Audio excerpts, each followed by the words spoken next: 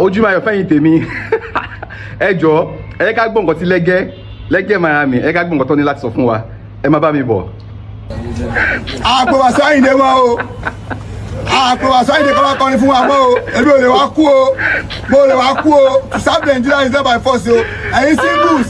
ẹ̀jẹ̀ àjọ disco tá a máa ń jó lọ́dọọdún disco àwọn hip hop Daniels máa wọlé máa pẹ̀lú mi èmi ò lè wá kú o to serve Nigeria is not by force wàsó àyìndé ò ṣeré fún wa mọ́ àwọn kọ́dẹ̀ pé wọ́n láwọn òjò fuji wọ́n ní kájọ́ hip hop kájọ́ disco wà jẹ́jẹ́ yes ní ìfariwo mi lẹ́gbẹ̀ẹ́ ẹsẹ̀ mi kò ségele ẹ̀yin singles all my fans ẹni kò ségele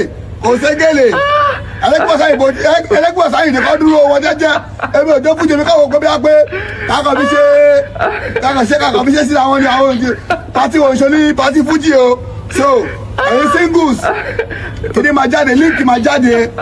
listen I wan speak English now our link for you that you are. okay ẹ̀ka wọ̀ padà ẹgbẹ́ wọn ti Lege Miami wí ṣé irú Lege lẹ́kọ́ tún máa pariwo ìgbà tí Lege ò bá lè dá gba Wasiu Ayinde ẹ jọ ta ló tún fẹ́ gba Wasiu Ayinde ìgbà tí mo jáde lọ́jọ́ tí mo sọ fún yín pé Wasiu Ayinde bàbá ò kéré o aláyé ò kéré o ní off season nǹkan tó ń bá off season àwọn show bẹ́ẹ̀ bí March April May June yẹn Ayinde ń gba 15 million láàrin Èkó tó bá di season period bíi December tó máa gbé show fún Wasiu Ayinde lọ́ máa tọ́jú like that 30 million naira fún Wasiu Ayinde within Lagos wàá tó bí i 30 million Lege Miami ò kéré o kò kéré nú ayé o as at last year December mo rántí bag school bag ni Lege Miami fi di pásù owó bẹ́ẹ̀ ló fi dì sínú bag ó tún Lege Miami náà fún Wasiu Ayinde lórí stage ìjọ yẹn á wọ 7 to 8 million naira ṣé wáyé kí irú Lege Miami kó wá tún sáfà láyé ó ní kò ṣe gèlè ó ní òṣè gèlè wà rẹpẹtẹ aláyé kó ń bẹ̀ kò ṣe gèlè báwo aláyé gbọ́ price tí K1 ń pè ló ṣe yàdànù yẹn o olóhùn òjò fújì olóhùn fariwo wọ́n tó fariwo tó lọ pé Wasiu Ayinde kí ló wá tún fẹ́